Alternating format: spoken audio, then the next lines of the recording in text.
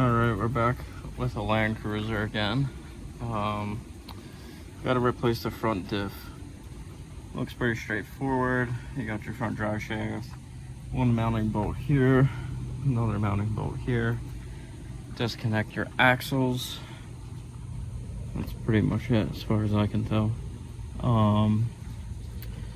So my plan is to take the wheels off and pop the top ball joints loose if possible, and that should give me enough room to pop the axles out.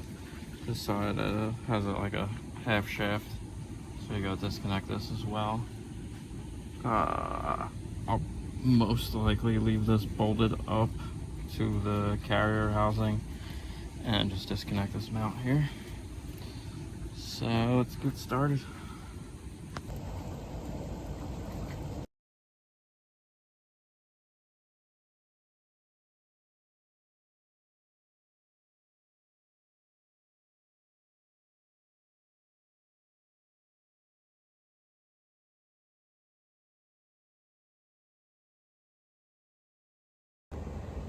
Alright, your ball joint nut is a 19.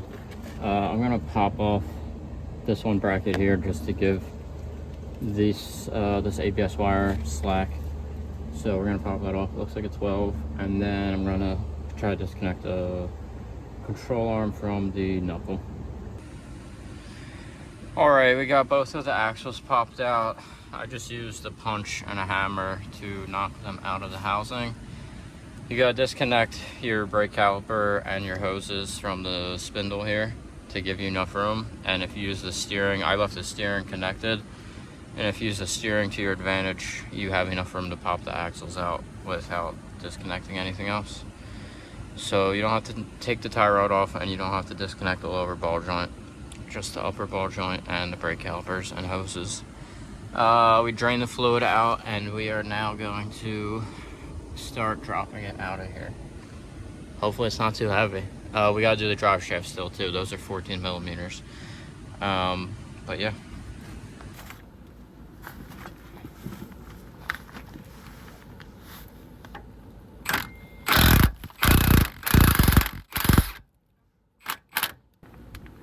Good job.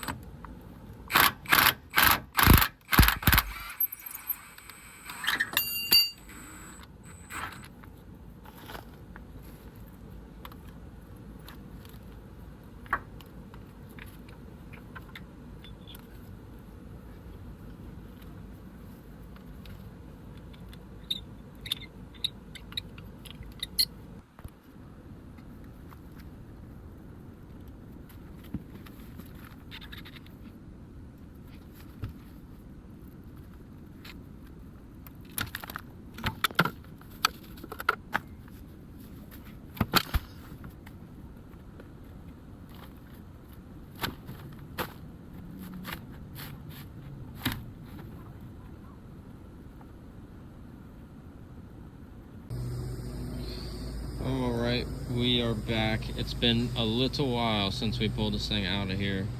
We had some issues with the part. Turned out he had a rear differential. But anyway, we got the new part here, and it is ready to install. Nice and shiny, brand new.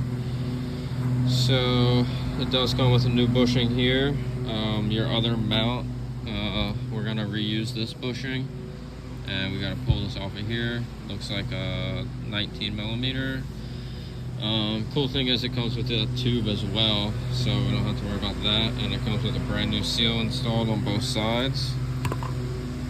So we are ready to rock. I'm going to swap this mount over, and then we'll put it back in. You do also have to swap the vent tube over. That looks like I believe a 12 millimeter, possibly a 10.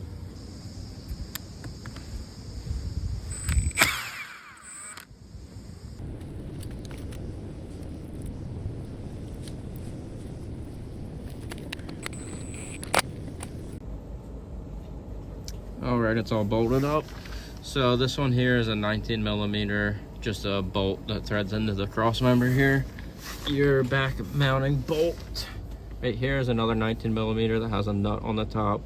These are both 19 millimeter to swap onto the new diff. This one here is another mounting bolt, 19 millimeter nut and bolt, 19 millimeter nut and bolt. This one's very hard to get to this top nut. I used a pair of channel locks, to be honest with you.